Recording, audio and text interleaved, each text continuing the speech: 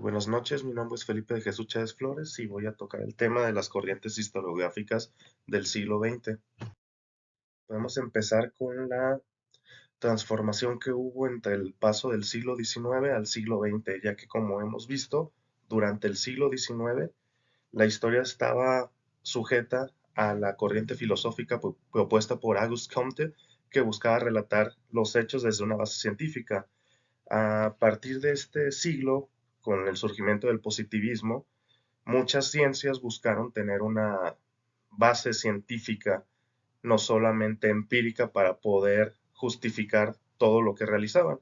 Y la historia, en esta parte, toma al positivismo como ese ejemplo para también lograr crear una historia basada en hechos científicos, por lo que ya nos dejó de ser solamente lo que contaban los demás, a tratar de buscar fuentes primarias, fuentes secundarias que comprobaran lo que el historiador quería demostrar o comprobar sobre cierto periodo clásico en la historia o cualquier evento que había sucedido hasta ese tiempo.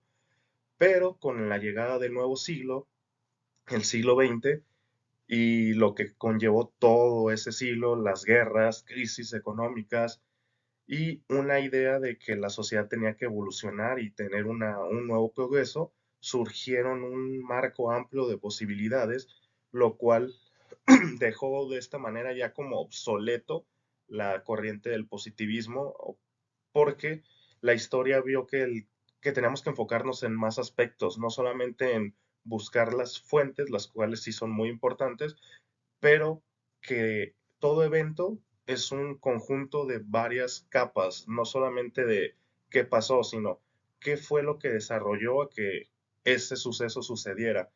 Por ejemplo, una revolución francesa no solamente es contar qué fue lo que pasó, sino ver la causa social, la causa económica, todo aquello que conllevó a que se desarrollara ese evento.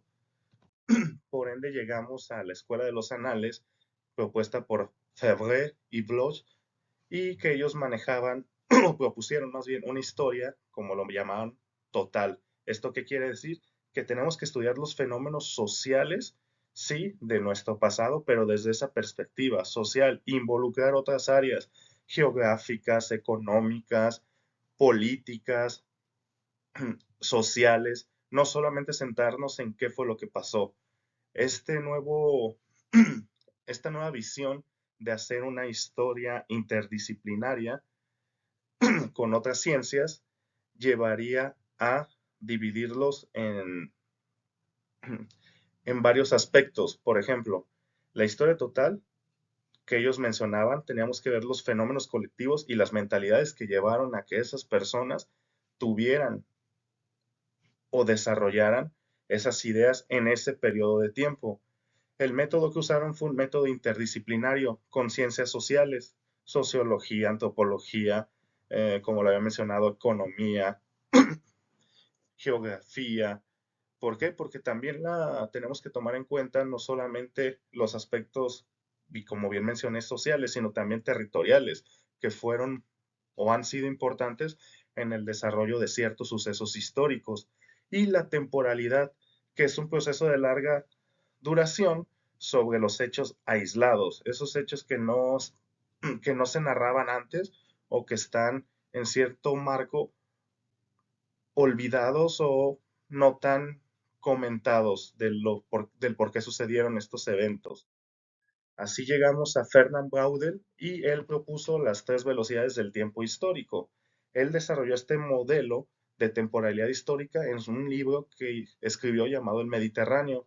En él proponía tres velocidades del tiempo: la larga duración, que eran estructuras casi inmóviles, como puede ser la geografía, el clima y las mentalidades de la sociedad en ese periodo de tiempo; la coyuntura, que era un ritmo medio de ciclos económicos, demográficos y la sociedad. ¿Esto qué quiere decir? Pues en ese periodo de tiempo al que estemos estudiando, valorar cómo era la economía, cómo se, man, cómo se manejaba o la población que habitaba en ese territorio, y la sociedad, o sea, su cultura, su forma de pensar, para entender el por qué sucedieron esos hechos.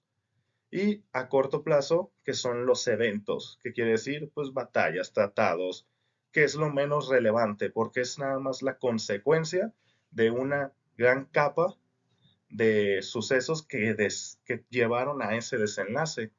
Este aporte que hizo Braudel amplió la escala histórica mostrando tiempos invisibles en el presente. Esto quiere decir que durante todo este periodo, cuando uno estudia un evento, tiene que entender todo lo que conlleva y que llevó a que se desarrollara este suceso. Como bien lo mencionaba un ejemplo de la Revolución Francesa, o otro ejemplo puede ser la conquista de México.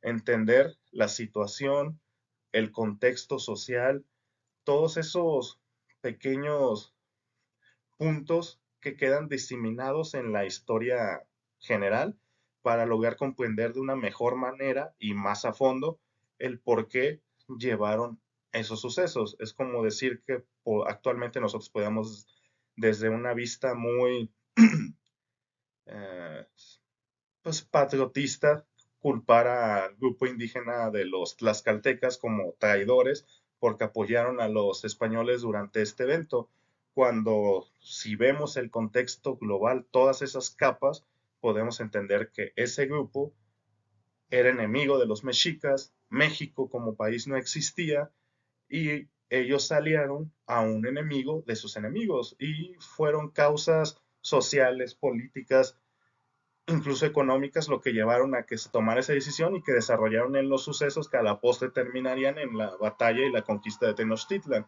Es esto a lo que se refiere Braudel con sus velocidades del tiempo histórico.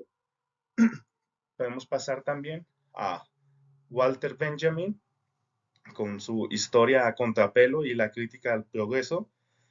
Él criticaba esta idea del progreso lineal, lo veía como una construcción de los vencedores. ¿Esto qué quiere decir? Que la historia, como un dicho que podemos conocer, la escriben los vencedores. Ellos son los que hacen y dicen qué es lo que vamos a hacer, o quién fue el héroe y quién fue el villano. Propone una historia contrapueblo, que es dar voz a aquellos que fueron vencidos, a aquella gente que está en el olvido. Su objetivo es la memoria de los vencidos y los olvidados, y rescatar detalles del pasado que interrumpen el relato de los vencedores, los dominantes. Y su ética consiste en rascar esa historia para revelar todo ese pasado que muchas veces ha silenciado por aquel que fue el que venció y escribió la historia. Thompson y su experiencia de la cultura de la clase obrera. Es un historiador británico marxista en su formación y él se enfocó en todos los movimientos sociales, en la historia del proletariado inglés. Entonces, él manejó una estructura marxista en su contexto de la historia y se basó en destacar todo lo que desarrollaron los trabajadores, lo que resistieron, esa identidad y tomando la historia de individuos que son insignificantes para la historia.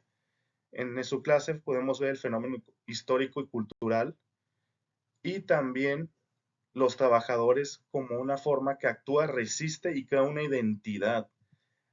Esta idea de él dio un gran aporte que es rescató a los sujetos y los volvió activos en la historia.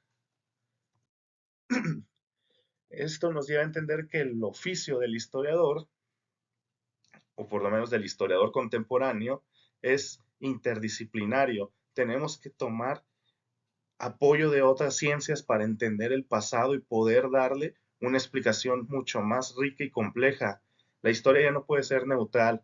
El historiador debe elegir temas de enfoque de su presente mostrando el compromiso ético y político como lo llevaron Benjamin y Thompson al dar voz y usar la historia para comprender el trasfondo del mundo y de todas las personas.